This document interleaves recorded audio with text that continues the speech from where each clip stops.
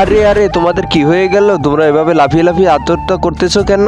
আরে এই ছেলে শোনো, থামো থামো। আরে আমি তোমাকে লাভ দিতে দিব না, ওদের ছেড়ে দাও, তুমি ওদের থামাতে পারবে না। আরে থামিয়ে তো দিয়েছি, ওই দেখো। আরে তুমি একটু ওদেরকে থামাও, আমি ওদেরকে থামাতে পারবো না, ওদেরকে কেউ নিয়ন্ত্রণ করছে। আরে কি কিন্তু কেন? সে এই পৃথিবীর সব পুরুষ জাতিকে শেষ করে দিতে চায় কেন? এসব পরে বলবো, আগে আমার সাথে চলো।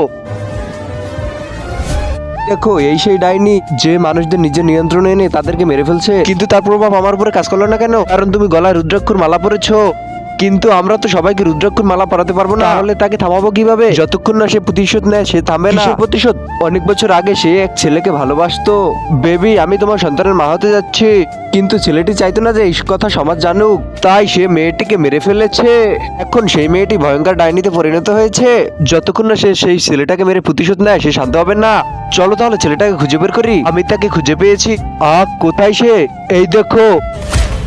আরে এটা তো আমারই ছবি। হ্যাঁ, সেই ছেলেটার চেহারা তোমার মতোই, আর পৃথিবীতে সব পুরুষকে বাঁচাতে শুধু তুমিই পারবে। আমি আমার জীবন দিতে রাজি না, অন্য তুমি মারা গেলে আমি আবার তোমাকে বাঁচিয়ে দেবো।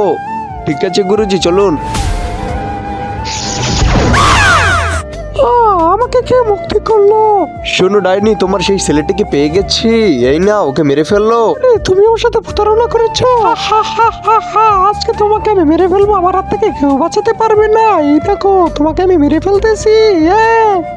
তার আগে দেখবো তুমি কি মন্দির ঘরটিকে বেশি ভালোবেসে থাকো নাকি আল্লাহর ঘরটিকে বেশি ভালোবেসে থাকো। যদি আল্লাহর ঘরটিকে ভালোবেসে থাকো তবে ভিডিওতে লাইক দিয়ে চ্যানেলটাকে সাবস্ক্রাইব করে দিবে। আর যদি মন্দির ঘরটিকে ভালোবেসে থাকো তাহলে কিচ্ছু করার দরকার নেই, আর কমেন্টে লিখে যাও আই লাভ ইউ আল্লাহ।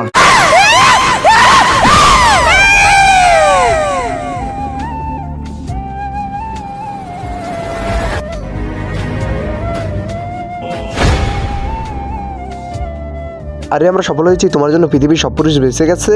এই সব ঠিক আছে, কিন্তু তুমি আমার মাথা উল্টো করে কেন লাগিয়ে দিলে? আরে এবার আমাকে ঠিক করে দাও, তুমি ভালো মতন দেখো আমাকে কি করেছো তুমি।